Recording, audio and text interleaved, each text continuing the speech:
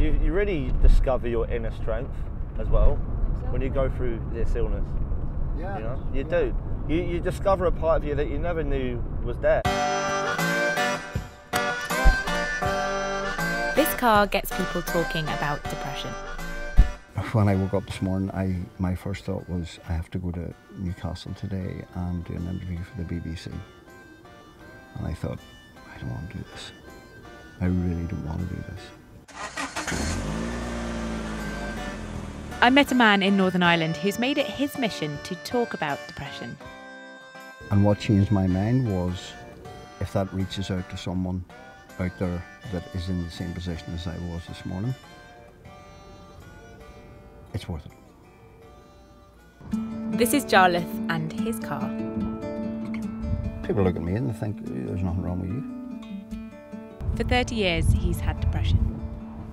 You tell everybody. I didn't break the car! You tell everybody in the BBC that the man that suffers from depression is even worse because she broke the seat.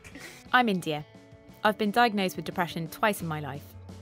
And it can be really difficult to talk about. Some of you guys have been telling us what's helpful when talking about your depression.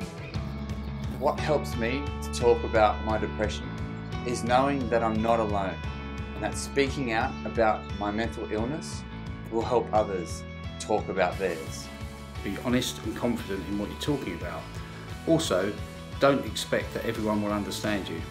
Writing things down can be a really good way to make sure you're saying exactly what you want to say and you're getting your point across.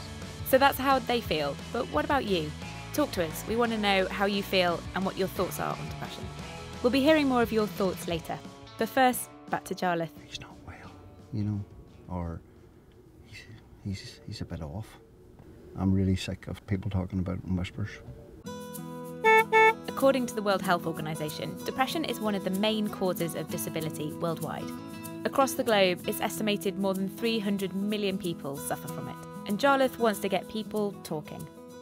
To me, it's getting it into people's faces, and I would park it in the most conspicuous place. I would try and park it anywhere until someone would say, no, you can't park it there. People will talk about this car when it drives past.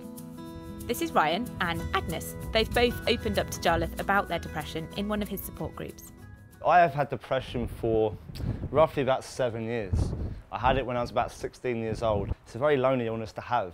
You feel like you're going crazy, especially when the initial symptoms kick in. You don't know what is going on. How does it feel for you today? I would say it makes me more caring and more understanding of people's mindset. It's a good, positive things for you. Positive from that point of view. Not whenever I am totally debilitated or I can't leave the house. And I know what I no longer want to live. That bad? Oh yeah. Mm-hmm. It's a fleeting, a constantly fleeting thought. I found that when people said to me, how are you? I felt like screaming. Yeah. Do you really want to know? For a while you're able to sort of hold it in and keep everything together. It's hard to come to terms with the fact that I have depression. I didn't want to admit that. I didn't think it was possible for me to have that. There are lots of treatments for depression. Different things work for different brains. And people find all sorts of ways to cope. Little things that can make a big difference, and talking can be one of them. Share what you're comfortable with sharing at first. Remember you're in control and make sure you do so in a safe and calm environment. You start with those you are closest to. They want to help and they will listen. It might sound strange, but I think brutal honesty helps. If someone says to me, Liz, how are you? I don't know what to say to you, if I'm honest.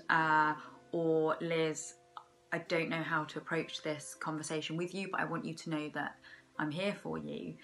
That actually opens up a really special place. Make sure you talk about depression with others on your good days. In that way, it helps put your point across a little better. I can waken in the morning and I know I have got to make a choice here. I can either get the victory over today or I can give in and lose this day. I'm going to say recovery, I guess. I think so. I think it's safe to say that word now, because although I do suffer, and I still do go through periods where I'll be very low, but I know I know it's all going to be okay. It's only temporary. It's nothing to be scared of anymore. It's like a very small but mighty car, I think, this. Yeah. Full of character. It is, yeah. Yeah. With quite a tall man in it. Yeah. You can get out and stretch your legs now if you like. Thank you. I'm just going to do that.